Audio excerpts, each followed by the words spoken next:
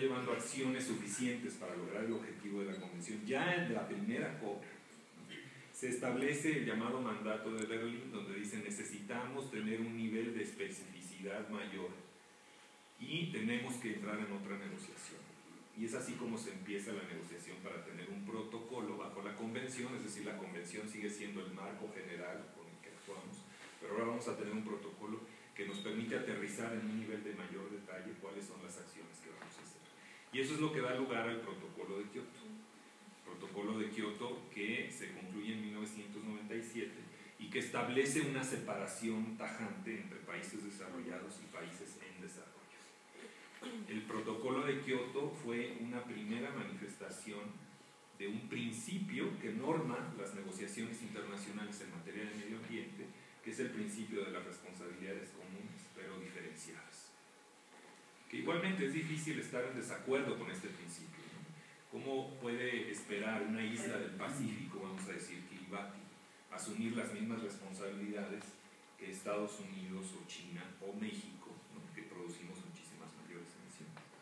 Y sin embargo, la interpretación que se da de este principio de responsabilidades comunes pero diferenciadas en ese momento, en 92, cuando se adopta la Convención, y luego en 97, cuando se adopta el Protocolo de Kioto, es una división que poco tiene que ver con el nivel de desarrollo de los países.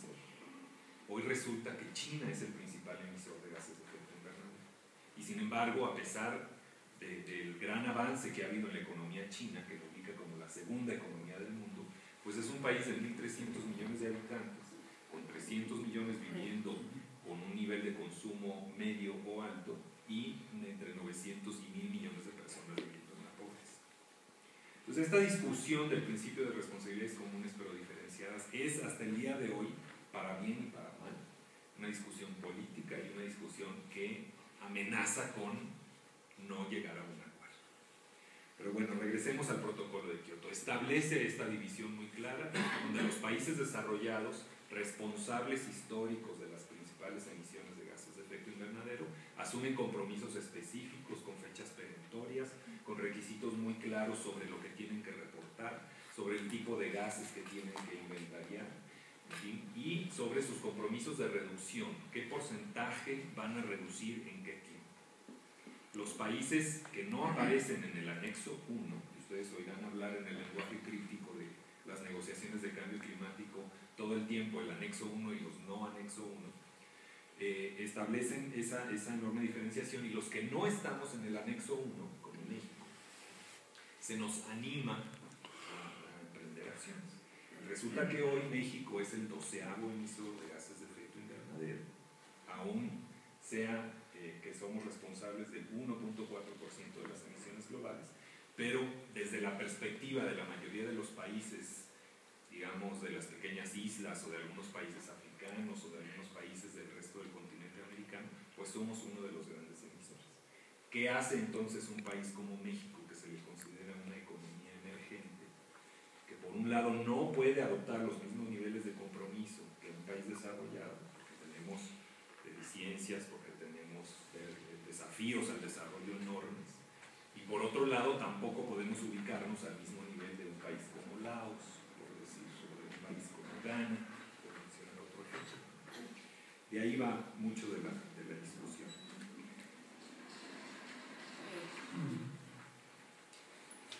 Eso sienta las bases de la negociación que está ocurriendo. Fíjense que no ha pasado tanto tiempo. La conferencia de Varsovia fue la COP19, la conferencia de las partes destinadas. Y esta conferencia de las partes viene después de una serie de esfuerzos con relativo poco éxito. En esta parte quiero resaltar lo que pasó en este periodo de 2007 a 2012. En 2007 viene la conferencia en Bali, donde se adopta un plan de acción de Bali, que incluye una serie de medidas para fortalecer el régimen que se crea con la convención y que habla de los siguientes 4 pilares. Mitigación, que es, muchos dicen, el centro, el peso donde todos debemos de poner nuestro esfuerzo principal. Adaptación, por primera vez se empieza a hablar del tema de adaptación al cambio climático, dando un reconocimiento al hecho de que ya hemos emitido tanto y que aún si dejáramos de emitir hoy, ¿no?, el dióxido de carbono que está ya en la atmósfera y que va a durar ahí varias decenas de años, o inclusive más, ya tendrá efectos a los cuales tendremos que adaptarnos.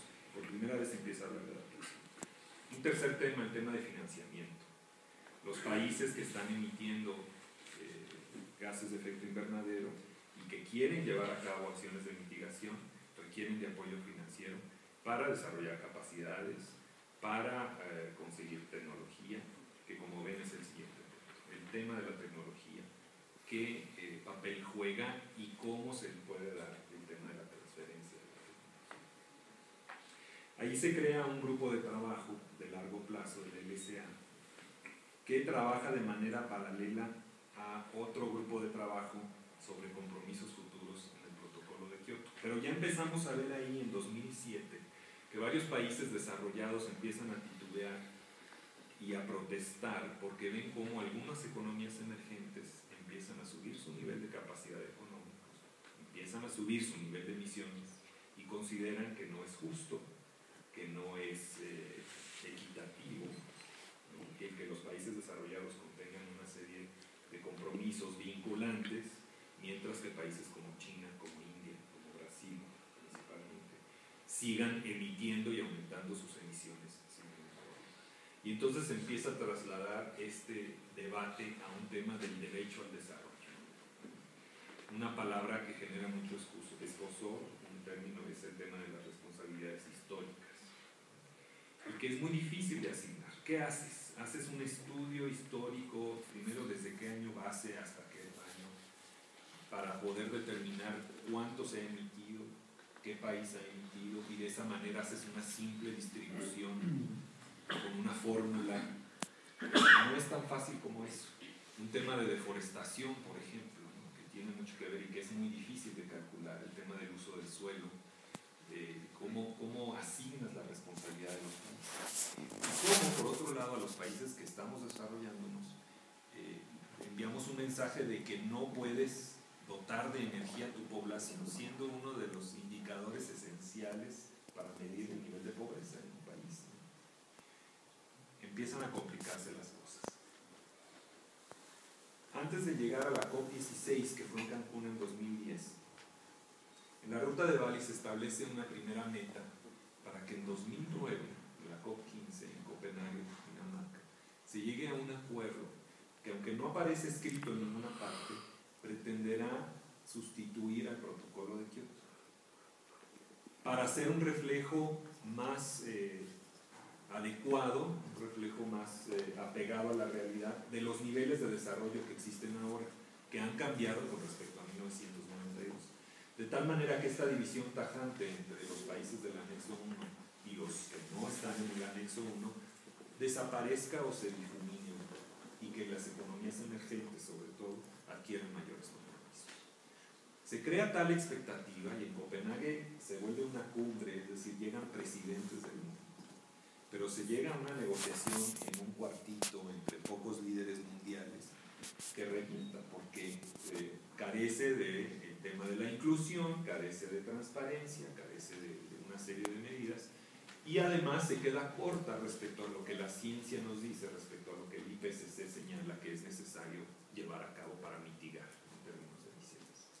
Esta conferencia es un fracaso de Copenhague, genera una serie de enojos de parte de organizaciones de la sociedad civil, y entonces el año siguiente toca a México tener la conferencia en un contexto verdaderamente muy difícil. La primera acción que hace el presidente Calderón, que fue a Copenhague, es decir, yo no quiero esa conferencia en la Ciudad de México, que me van a destrozar la ciudad, la gente está tan enojada, no voy a buscar. Pero además hubo un esfuerzo de todo el año, de recursos, tanto humanos como de viajes, de consultas, para revertir la manera en que se habían hecho las cosas en Copenhague y lograr asegurar transparencia e inclusión, que todas las voces se escucharan. Aquí es importante tener presente las dinámicas que ocurren entre los distintos grupos de negociación. Pensemos, por ejemplo, en ALBA, la Alianza Bolivariana de las Américas, ¿no? Venezuela, Cuba, Bolivia, Ecuador, Nicaragua. Ellos están opuestos, por ejemplo, por principio, a la noción de mercados, mediante mediante los cuales tú puedes comprar certificados de bonos de emisiones de carbono y atribuirte las emisiones que dejan de emitirse en un país en desarrollo.